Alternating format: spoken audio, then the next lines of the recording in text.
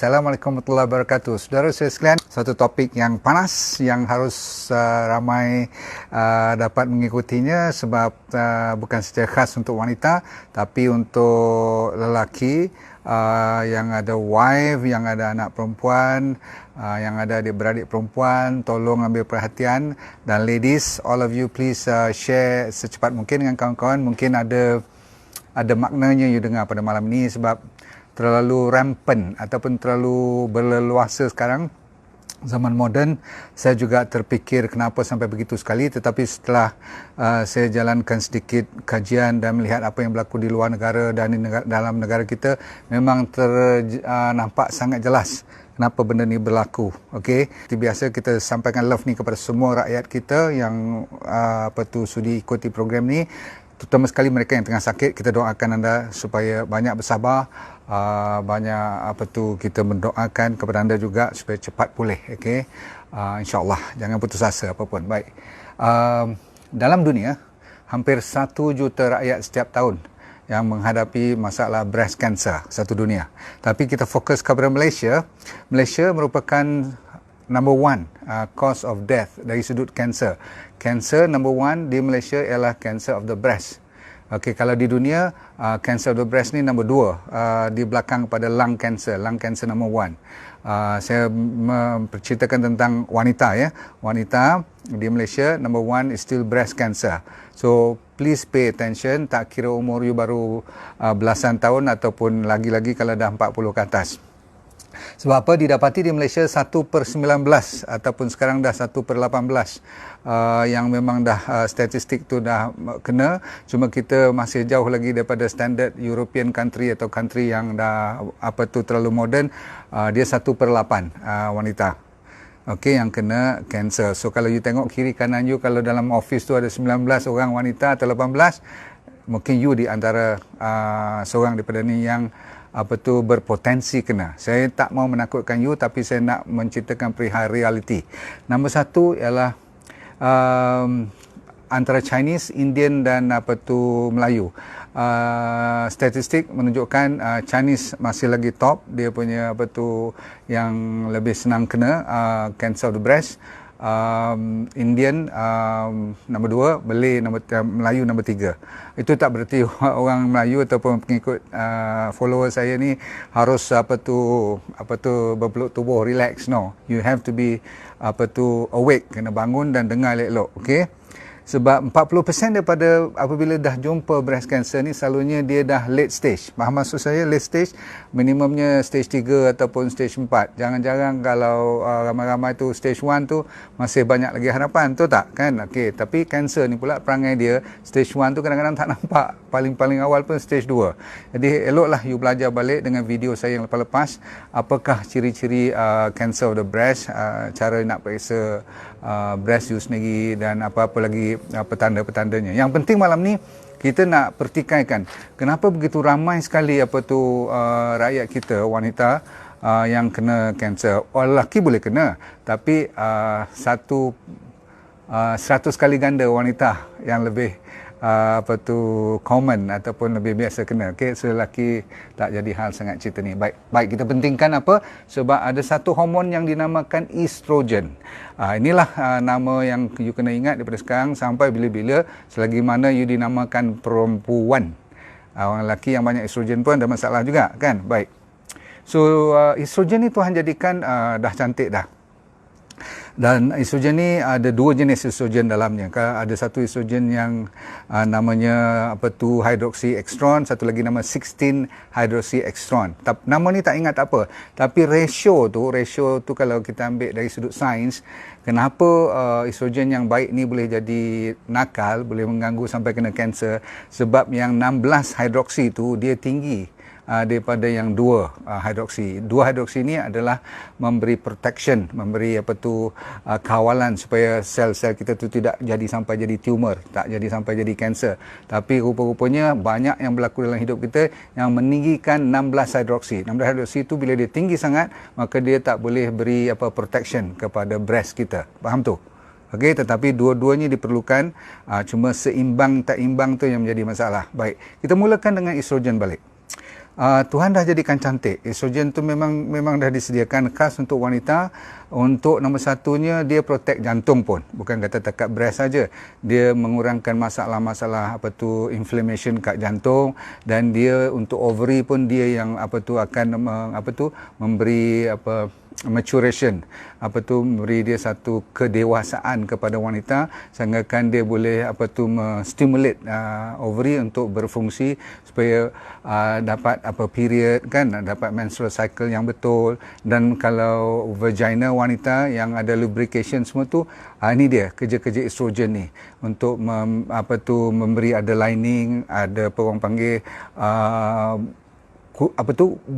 tulang kita pun dia jaga bagi kuat estrogen ni. Dan untuk wanita yang masih lagi dalam keadaan yang subur tu, dia menyediakan supaya bila you pregnant besok, estrogen jugalah prepare untuk you punya uterus, rahim you, supaya memberi nutrien makanan kepada janin kita. Lepas tu untuk penjagaan breast juga estrogen, dia menjadikan breast tu ketumbesarannya betul, tidak rosak dan tidak cacat, dan untuk mengeluarkan susu dia juga mainkan peranan. Okey, last sekali ialah dia sampai jaga bahagian otak pun, estrogen ni, supaya you boleh ada memory dan maintain body temperature. Estrogen pun menjaga body temperature. Sebab tu bila you menopausal kan, estrogen berterabur, you pun jadi panas, flushes dan sebagainya. Baik. Itu antara kerja-kerja estrogen yang cukup banyak dah. Tetapi apabila berlakunya, saya ulang sekarang, ada lebih kurang 11 ke 12 ni, perkara-perkara ni you kena ambil perhatian. Nombor satu, kita tak minum alkohol kan, betul tak? Tetapi bagi mereka yang minum alkohol, that is number one factor also. Sebab tu kalau Chinese ataupun Indian yang minum alkohol, yang minum alkohol, mereka adalah satu faktor utama. Kan topik kita pada malam ini apa dia? Kenapa wanita moden lebih ramai kena cancer of the breast berbandingkan dengan wanita-wanita kampung. Maksudnya yang tak advance lah kan kononnya. Sebenarnya satu, minuman alkohol. Nombor dua, obesity. Saya ambil yang simple-simple je. Kita ambil tak endah tentang bila saya buat topik obesity. Bahkan bila saya buat topik goodbye obesity, yang paling rendah peserta saya ialah masa saya buat program obesity. Yang diabetes, cancer, kok ramai penuh. Rupa-rupanya mereka tak perasan yang obesity tu adalah antara penyebab utama kenapa boleh estrogen tu jadi terlalu tinggi sangat sampai boleh kena cancer of the breast. Risiko. Sebab apa? Estrogen adalah diperbuat daripada kolesterol. Saya ulang, estrogen diperbuat daripada kolesterol. Wanita kalau terlalu kurus kering tak boleh. Tetapi kalau gemuk sangat, kalau overweight, kan ramai kat Malaysia overweight wanita, maka ramai dah umur 18, lepas graduate dah mula jalan. Ni saya cakap tu nanti you marah. Kalau you tengok, sampaikan seluar tu sampai nak jatuh, melebih dan sebagainya pun tak mau peduli lagi. Wait until you get married nanti besok, kadang-kadang susah nak dapat anak dan sebagainya, dan senang kena risiko breast cancer. Okey, jangan marah saya cakap macam ni secara tok wan kepada anak-anak cucu saya ni lah. Okey, tapi 7% daripada anda yang obes nanti akan kena risiko breast cancer. Satu lagi, yang dah kahwin, yang dah suka ambil HRT, hormone replacement therapy. Ada sajalah, bila hormon you tak betul, kadang-kadang doktor bagi hormon tu, hormon ni, ada lagi ambil pil perancang dan sebagainya, semua tu ada estrogen. Estrogen yang normal dalam badan kita dah bagus, tapi bila estrogen yang dipaksa masuk dan nak diproseskan supaya membetulkan keadaan yang kadang huru-hara, period tak betul semua tu, yang tu kalau lebih pada 5 tahun, you ada risiko untuk kena breast cancer. Dan apabila you menjarakkan jauh sangat, tak mau baby dan sebagainya, ataupun tak mau beranak, itu antara satu perbezaannya antara wanita moden dengan wanita yang old timer. Old timer kan dia tak peduli, kadang-kadang every year pun dia beranak sampai 8-9. Yalah, saya faham sama moden ni jarang-jarang you nampak orang lebih daripada 5 orang tu tak. So kalau 4-5 orang tu pun dah cantik, tapi kalau satu pun you berat, 2 pun tak nak, ini masalah besar. Sebab apa? Pregnancy ataupun ada baby adalah satu cara untuk mengurangkan risiko untuk you kena breast cancer. Faham tu? Sebab masa you pregnant, you punya estrogen tu under control. Faham tak? Dia khas untuk jaga baby sahaja, tidak berlebih, tidak berkurang. Tapi bila you tak ada langsung baby dan sebagainya, dan period you selalu sangat, orang kata apa, dalam bahasa orang putih, too frequent, maksudnya banyak. Kalau dibandingkan dengan orang pregnant kan dia tak ada period. Lagi kurang you maksudnya lagi banyak you pregnant, lagi kurang you ada period, tu tak? Jadi orang yang kurang periodnya, kalau dibandingkan dalam seumur hayatnya, maka dia kurang kena kanser.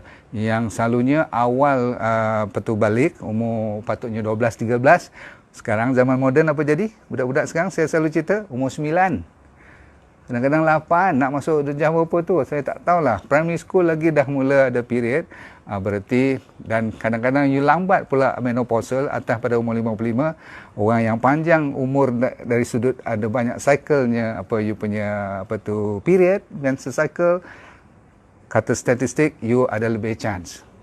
Orang yang beranak banyak, dia kurang. Setiap 9 bulan dia tak ada period, campur lagi tolak semua, mungkin 12 bulan tak ada period. Lepas tu dia menyusu pula. Bila you menyusu lagi 2 tahun tambah, lagi kurang masalah ovulation. Bila you menyusu, you tahu kan you tak jadi pregnant. Kenapa? Siapa tahu? Sebab telurnya tidak ovulate masa tu. Tapi insyaAllah period no problem. Cuma you tidak ovulate, jadi you tak jadi pregnant. Kan? Semasa you menyusu live dengan anak you, faham tak? Bukan pakai susu tin dan sebagainya tu. Jadi itu menyebabkan orang tua tu dulu susah nak kena breast cancer. Budak-budak sekarang selepas sebulan 2, dia pump dia punya breast milk tu, kadang-kadang tak ada. Lepas tu dia harapkan cuma susu tin. Maka this is where estrogen memainkan peranan untuk naikkan balik masalah breast cancer. Peluang untuk kena. Baik, sambung. Bagi mereka yang ambil pills, nanti saya cerita tentang diet. Ada yang kerja shift malam. Ini kajian ni tak berapa mantap. Tapi didapati mereka yang shift dia punya night sleep circadian rhythm tu, body clock kan. You faham kan siapa yang kerja doktor, kerja malam, nurses, siapa lagi? Kerja shift kelang malam kan, ataupun kerja pilot, ataupun pilot perempuan dah banyak kan sekarang kan, ataupun you stewardess dan sebagainya tu. Tidur-tidur ni memainkan peranan untuk mengganggu hormon you, dan kalau period pun terganggu, ini ada kaitan dengan balik tak balance you punya estrogen tadi. Balik-balik estrogen ceritanya. Dan siapa yang kurang vitamin D. Vitamin D tu apa? Kan kalau matahari tu vitamin D3 lah. D tak cukup adalah satu faktor lagi. Okey. Dan ini orang wanita jangan marah, kosmetik. Okey. Saya minta maaf bagi mereka yang memang kita menjual, tak ada masalah. Tapi tolong, kalaupun nak menjual, pastikan tidak ada bahan-bahan seperti paraben, seperti deodorant yang memang ada terkenal sangat. Deodorant tu dia dekat dengan breast kan, betul tak? So pastikan kualiti yang you pakai tu organik lah, make sure it's pure. Kalau boleh tak pakai langsung tak apalah, pasal apa? Kalau you shave, you pakai deodorant dan sebagainya itu, dia masuk dalam you punya blood vessels dan sebagainya, dia boleh absorb some of the chemical dalam tu. Masya Allah, kalau you tahu, dahsyat sekali kan. Sebab tu nanti bila termasuk dengan makanan you pula, itu dalam mulut atau bibir lagi you punya tu kosmetik semua tu kan, daripada rambut sampai kaki tu, bila masuk bahan-bahan tu juga mengganggu estrogen. Dia mengganggu dari sudut macam ni. Sebahagian daripada bahan-bahan yang masuk dalam tu dari segi chemical tu, dia nama xenoestrogen. Xeno tu maksudnya dia mimik. Dia mimik ni maksudnya dia mengikut macam estrogen. Dia bukan estrogen, tapi dia macam meniru kerja estrogen. Jadi kerja estrogen Tuhan dah bagi dah cukup. Kalau you tambah lebih, that is where dia start to bagi sel kita menggelabah dan cepat nak bertumbuh-tumbuhan tu, maka dia jadi tumor. Jadi tumor, lepas tu jadi kanser. Faham tu? Okey, baik. Kosmetik saya dah cerita, all the skincare dan sebagainya. Yang selalu sangat suka beli nak putih sana, nak putih sini tu tak apa juga. Tapi sampai kan jadi tak pure, tak original lagi dah you. Apabila you tak jadi original dan you dah mask you punya original self, sel you dah bertukar. Dan sel ni tetap akan mengganggu estrogen. Orang perempuan memang terganggu. Jadi ya, memang semua nak cantik, tapi berhati-hati. Itu cuma nasihat. Jadi berhati-hati bila you nak beli produk-produk tu, termasuk sampai perfume semua ni pun kena jaga-jaga bahan-bahan yang semudah bila you sapu you punya what call fingernail punya tu kan, nail polish dan sebagainya tu, be very careful apa yang masuk dalam hidung dan sebagainya. Baik, sambung. Masalah genetik ada faktor-faktor, sebab tu setengah orang macam Angelina Jolie tu sampai pergi buang breast sebagainya tu, you tak payahlah buat sampai macam tu kan. Tapi kalau adik-beradik ramai kena, mak bapak termasuk ni lah, maksud saya family yang ada kanser ni, terutama sekali breast cancer, lebih berhati-hati. Tak semestinya you kena. Okay.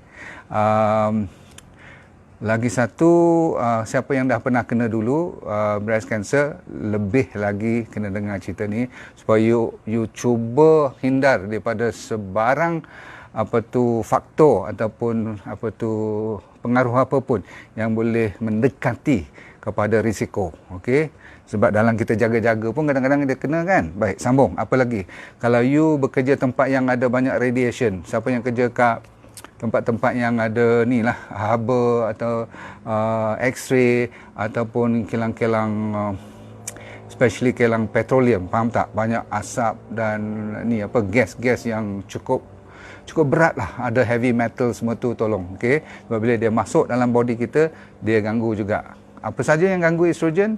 Estrogen ni lah, bila tak balance yang baik punya estrogen, banyak yang jahat punya, tak boleh guna ketan jahat, yang tak betul punya 16 hydroxy tu dengan 2 hydroxy tu, kalau 16 tu tinggi sangat, tak bagus. Macam omega 3 dengan omega 6 juga kan, tak boleh omega 3 tu rendah sangat atau 6 tinggi sangat, tak boleh.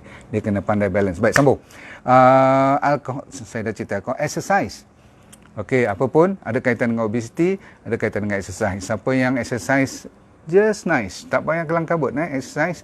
Daripada zaman sekarang ni, jangan nak kelang kabut, nak lari triathlon, nak cari marathon. Orang lari lah berapa puluh kilometer pun, you relax je, asalkan you berpeluh dan menggunakan otot untuk exercise antara 15-20 minit 3 kali seminggu.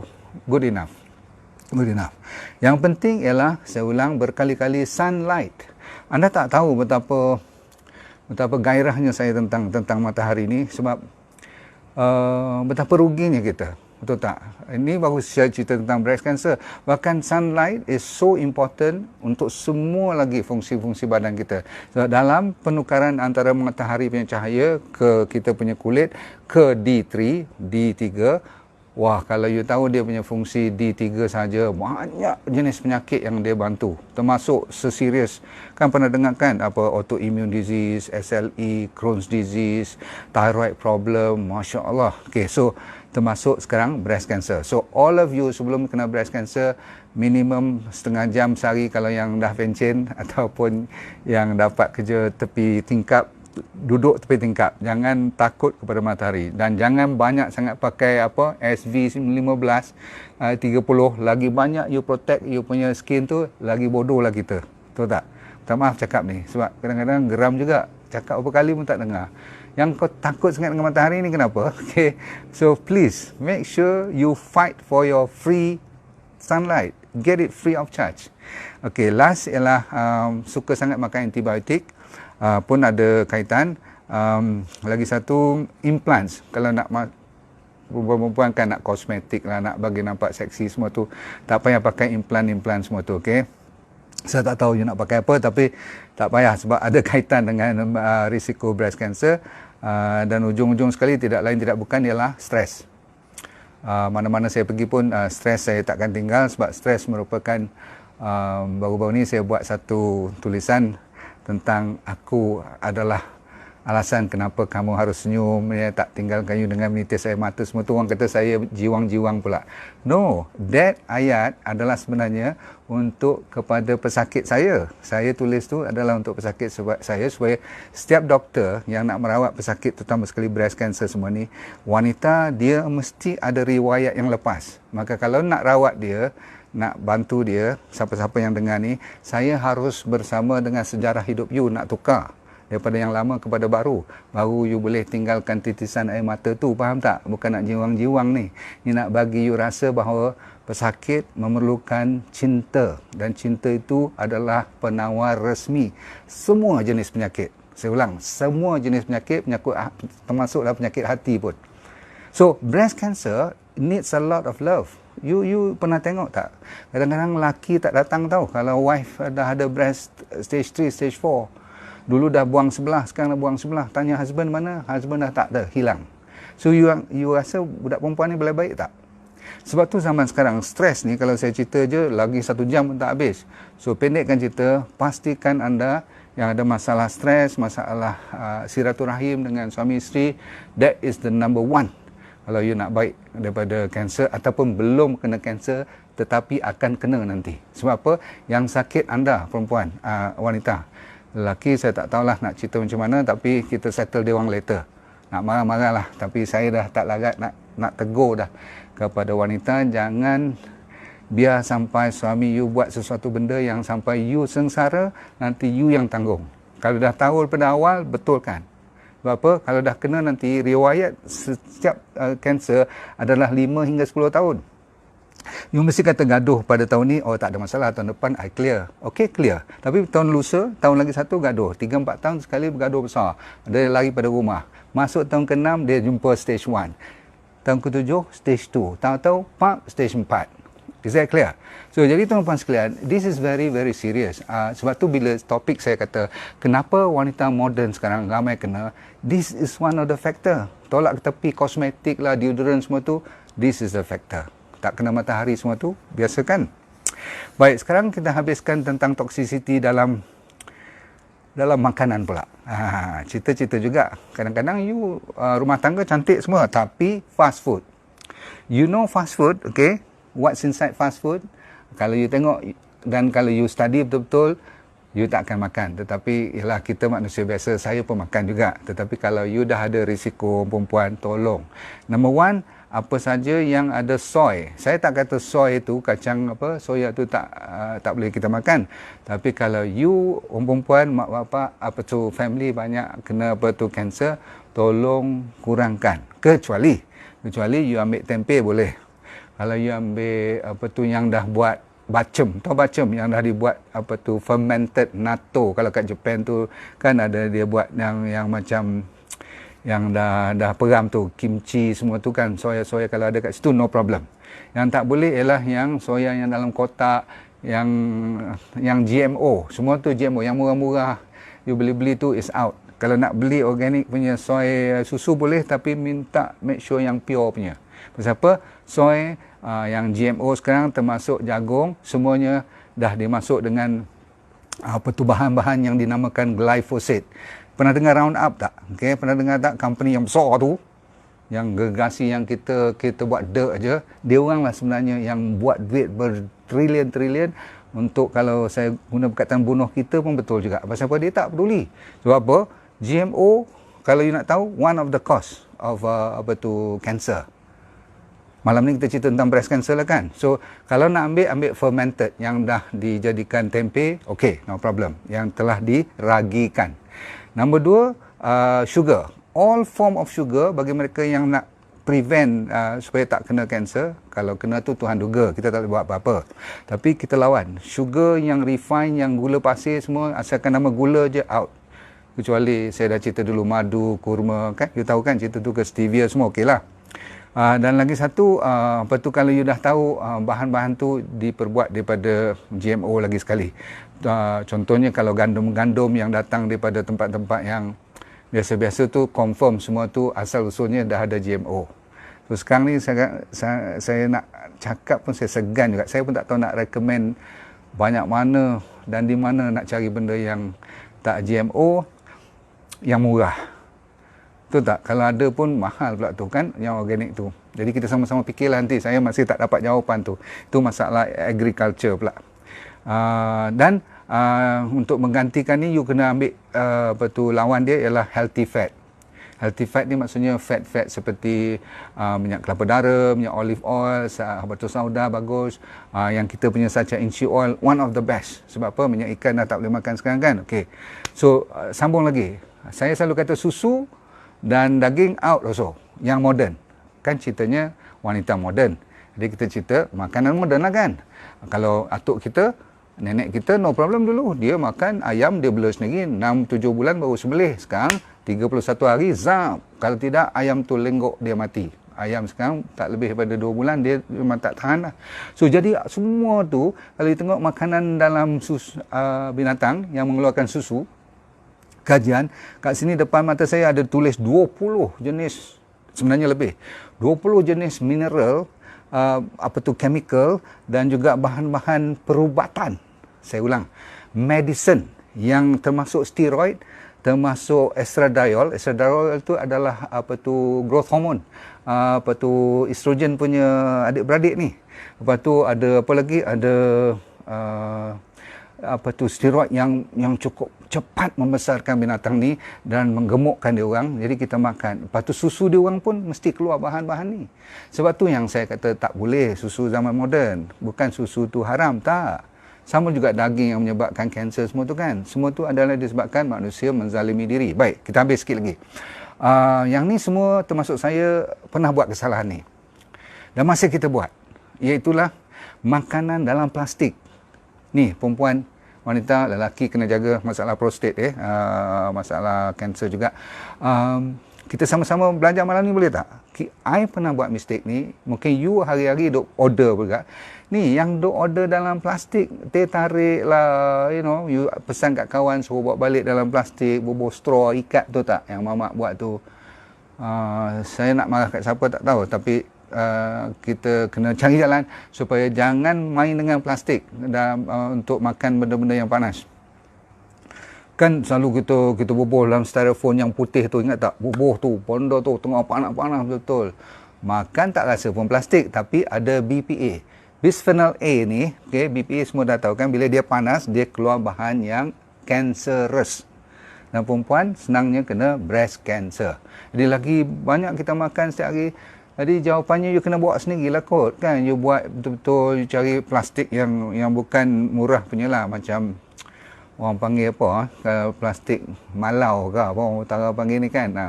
Plastik yang betul-betul kuatnya tu, yang boleh untuk makanan, food grade punya plastik, okey lah. Tapi kalau plastik biasa, styrofoam biasa, tak usah lah, tak usah buat selalulah. Pasal apa? Takut nanti dia punya BPA tu bila keluar masuk, yang tu confirm. Memang senang. Testicular cancer, prostate cancer dan breast cancer. Bila kena breast cancer, dia senang ada kaitan dengan ovarian cancer. Saya ulang, breast cancer cepat dan senang kena dengan ovarian cancer. Dia macam dua beradik. Okey, baik. Sekarang dah cerita banyak tentang satu lagi, Teflon. Ada tak you pernah pakai Teflon?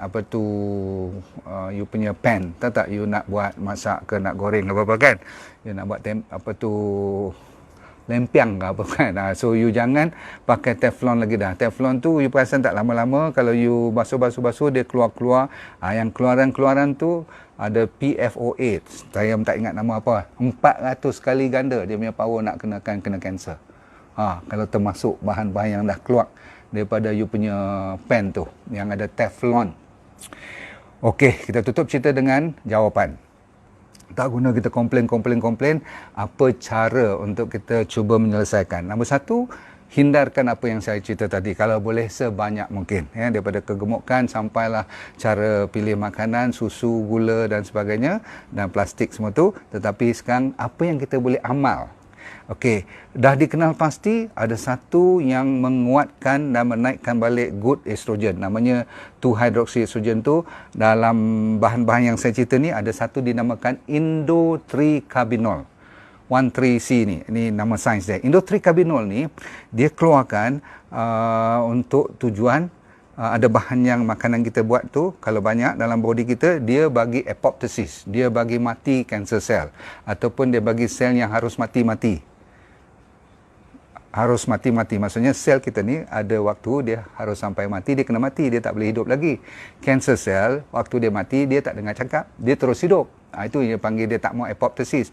Tapi bila cukup indocarbinol ni, dia bunuh semua yang patut mati. Ataupun nak jadi kanser pun dia bunuh juga. Nombor 2, dia bagi DNA kita cantik. Jadi tak senang nak jadi kanser. Lepas tu dia tutup jalan-jalan kalau nak bagi makanan kepada kanser punya akar-akar.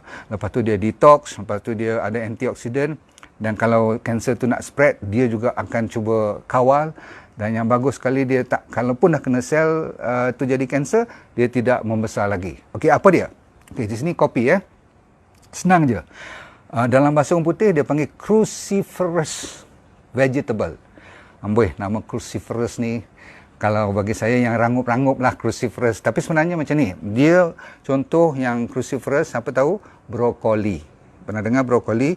Cuci elok dulu brokoli pun banyak pesticide ni sekarang ni. Lepas tu cauliflower, benda-benda yang berbunga-bunga kedok-kedok ni kan.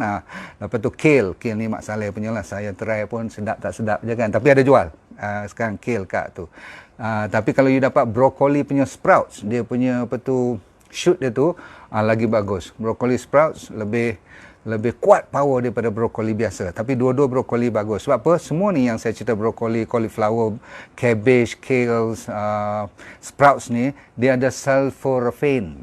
Nama dia sedap, sulforaphane. Tapi sulfur punya konten ni yang menyebabkan dia lawan kanser. Cun. Lepas tu ada radish, jenis-jenis lobak, jenis-jenis bak choy. Bak choy ni kan you tahu kan macam Chinese punya sayur tu, okey.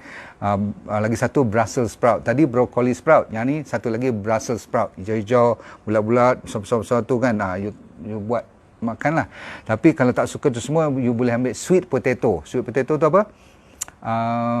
Ubi keledek. Ambil lah yang warna orange, yang warna kuning, yang Jepun, yang tak Jepun semua. Yang purple, best of the best. Buat itu sebagai makanan full pun boleh, ganti nasi, ataupun buat kudapan anytime. Lepas tu pomegranate, apa tu buah delima terkenal. Dan ada yang paling best sekarang, siapa yang suka makan white button mushroom, cendawan yang macam button tu kan, bulat-bulat putih tu kan, banyak jual kat pasar tu, banyak kan tu. Lepas tu ada satu lagi namanya sacha inchi oil. Yang tu semua you kenal, terkenal untuk melawan inflammation. Bagi mereka yang awal-awal lagi belum kena kanser, amalkan sacha inchi oil. Jangan lupa RX sacha inchi oil tu Tuhan bagi rezeki kat saya. Saya pun tak tahu yang saya akan bercakap tentang tu malam ni, sebab hari ni lagi sekali diminta omega 3 dinaikkan untuk bantu naik indotrecabinol tadi, untuk naikkan good estrogen. Jadi tuan-tuan sekalian, cukup dulu malam ni, agak lama, agak panjang juga saya cerita, tapi poin-poin ni jangan you lupa cerita pada kawan-kawan sekalian. Make sure environment you pesticide, kalau orang nak datang spray pesticide, insecticide tu tolong tutup tingkap elok-elok, jangan you hidu senang lenang je. Orang spray sekarang sanitizer semua tu banyak-banyak sangat kat depan meja tu, you duduk jauh-jauh dulu, sebab semua tu akan mengurangkan good estrogen tadi. Alright, ada soalan apa-apa yang ambil tamoxifen semua tu? Ni semua tu tujuannya apa? Untuk nak kontrol estrogen juga. Masa you kena kanser kan, dia bagi tamoxifen dan sebagainya tu. Okay. Tapi saya mengharapkan you dapat the best of whatever I can give you, and I hope, I sebenarnya memang tahun ni, sebelum habis tahun ni, saya nak cuba get as many of you get into my program supaya you dapat belajar lebih. Tolonglah share dengan kawan-kawan, tekan, sebab apa, saya rasa ramai perlukan ilmu ni, walaupun sedikit. Saya harap you sudilah share dan belajar dan dengar cakap. Jangan anggap ni sebagai satu lecture kosong di mana masuk telinga kiri, keluar telinga kanan. Sebab apa? Kalau you tak kena, you tak tahu. Bagi mereka yang macam saya dan ramai rakan-rakan kita yang dah pernah kena kanser, Masya Allah, you don't want to go through it. Okay? Maksud saya, mungkin you tak sanggup kot. Apapun, terima kasih banyak kerana sudi join saya. Kita bertemu lagi pada waktu yang terdekat. Kian salam pada family semua dan kawan-kawan lama semua sekalian. Saya doakan anda semua, ataupun kawan baru lagi mustahak juga, dan semua yang ikut ni, best of luck. Jangan sampai anda berputus asa dalam semua masalah hidup, kerana cinta tetap menjadi penawar segala penyakit. Bye. Assalamualaikum.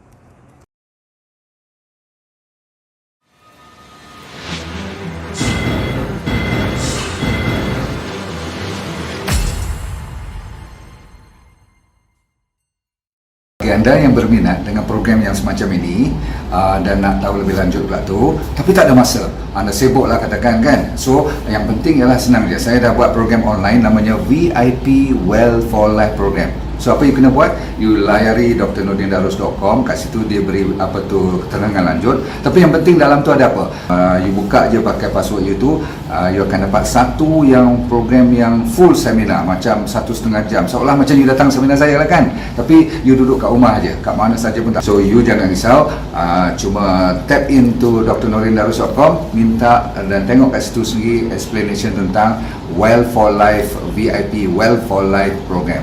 Saya jumpa anda di puncak kesihatan yang terbaik.